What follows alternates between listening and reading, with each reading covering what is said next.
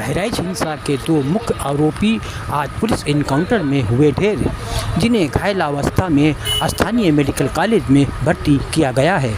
आपको बता दें कि बहराइच जनपद में बीते रविवार को मूर्ति विसर्जन के दौरान हुए बवाल के अंतर्गत एक व्यक्ति की मौत हो गई थी, जिसकी वजह से क्षेत्र में बवाल उत्पन्न हो गया और भारी अव्यवस्था के साथ लूटपाट, आगजनी जैसी तमाम घटनाएं हुईं, जिसके मुख्य आरोपियों को गिरफ्तारी के लिए पुलिस जहां हाई लेवल पर कार्रवाई कर रही थी, वहीं उसी संबंध में नामित 2 व्यक्ति जो आज नेपाल भागने का प्रयास कर रहे थे, इन्हें नानपारा इलाके में पुलिस मुठभेड़ में घायल कर और गिरफ्तार कर लिया गया है।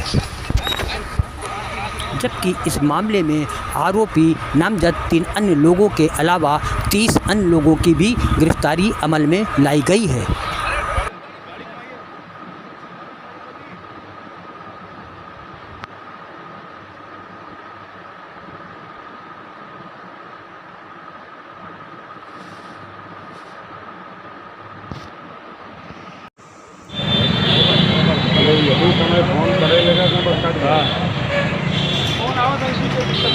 बंद कर दिया फ्लाइट मोड।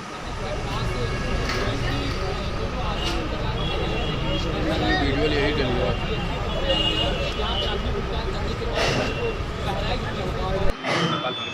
नेपाल भागने के प्रयास उसको उसके साथ पुलिस का मुठभेड़ हुआ है, क्या है ये?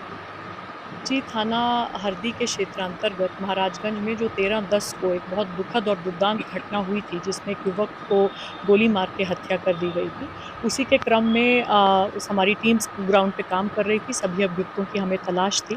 तो आज 5 मुख्य अभियुक्त पुलिस के कब्जे में आ गए हैं, जिनमें से 2 अभियुक्त जो हैं, जिनका नाम है मोहम्मद तालीम उर्फ सबलू और मोहम्मद सरफराज उर्फ रिंकू, इनकी निशानदेही पे पुलिस की टीम्स मर्डर वेपन की रिकवरी के लिए गई थी, जो कि इन्होंने नेपाल बॉर्डर के समीप नानपारा क्षेत्र में छुपा कर रखी हुई थी। और वहाँ पर जब गई तो जो DBBL गन मर्डर में उपयुक्त यूज़ हुई थी, उसको लोडेड हालत में रखा गया था और एक और अवैध असला इनके द्वारा वहाँ पे छिपाया गया था और इनके द्वारा पुलिस पर फायरिंग की गई। आत्मरक्षा में की गई जवाबी फायरिंग में इन दोनों को भी गोली लगी है, ये घायल हुए हैं।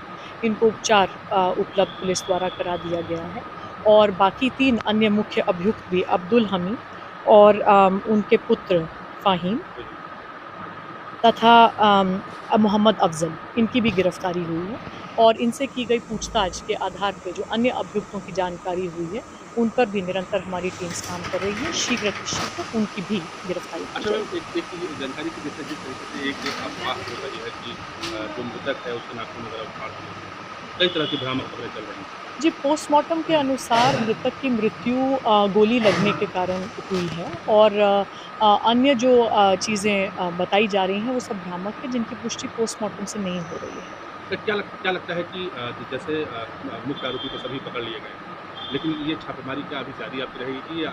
जी, बिल्कुल जारी रहेगी। जैसे-जैसे नए तथ्य आ रहे हैं, जो भी कोई लोग इसमें समर्थक, प्रोत्साहक के रूप में या इसको पूरा प्लान करने में, इनको संरक्षण देने में संलिप्त पाए जाते हैं, सभी के खिलाफ ठोस कार्रवाई की जाएगी। इस घटना में संलिप्त सभी अभियुक्तों के खिलाफ रासुका के तहत एवं अन्य ठोस कार्रवाई जल्द ही अमल में लाई जाएगी। गोली लगी हुई है? जी, अभी अस्पताल पहुंच रहे हैं, तो मौके पर पहुंच कर फिर आगे की सूचना बताते हैं। मैं बहराइच केवानागंज की रहने वाली हूँ। मेरा मायका महाराजगंज में है। रविवार को जो वहाँ दंगा हुआ है, उसमें जिस आदमी की मृत्यु हुई है, उसका इल्ज़ाम मेरे पिता और मेरे भाइयों पे आया है। मेरे पिता का नाम अब्दुल हमीद और मेरे भाई का नाम सरफराज अहमद और मोहम्मद फ़हीम है। उस दंगे के बाद 14 तारीख को STF की टीम मेरे घर पहुंची और वहाँ केवानागंज पहुंची, मेरे ससुराल, और वहाँ मेरे घर की तलाशी ली तो वहाँ कोई नहीं मिला। तो वो लोग मेरे पति ओसामा और मेरे देवर शाहिद को लेके चले गए। उसके बाद से उन लोगों का कोई अता पता नहीं चल रहा है। कल 16 तारीख को जो है मुझे गांव से कुछ पता चला कि जो है कल 16 तारीख को गांव से मुझे खबर मिली कि धर्म कांटे के पास से मेरे पापा और मेरे भाई को अरेस्ट कर लिया गया है। उनके साथ 1 लोग और हैं, 4 लोगों को अरेस्ट किया गया है, लेकिन उनका भी कुछ पता नहीं है।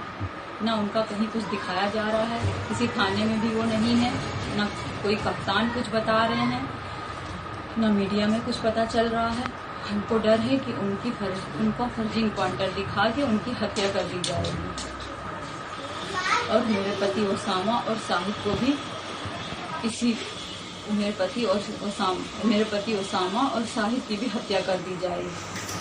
माननीय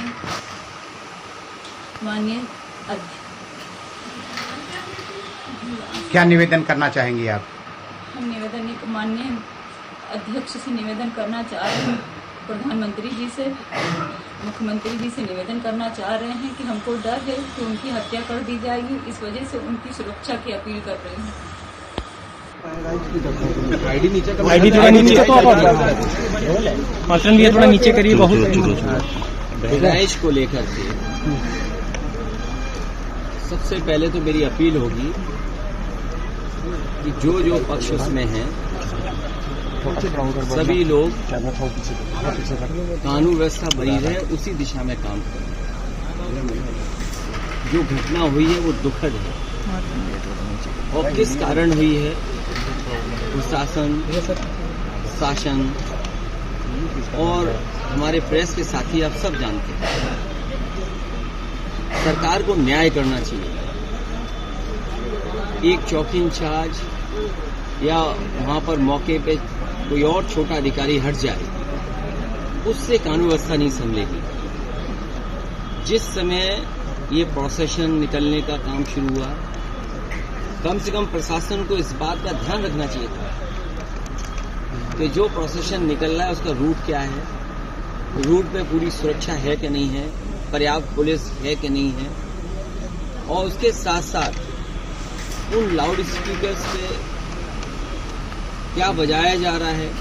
अगर ये बात मैं कहूँ तो हो सकता है सरकार कुछ और बात कहे, लेकिन कम से कम प्रशासन को ये ध्यान रखना चाहिए कि आखिरकार क्या बजा रहे हैं, क्या किसी को अपमानित कर रहे हैं।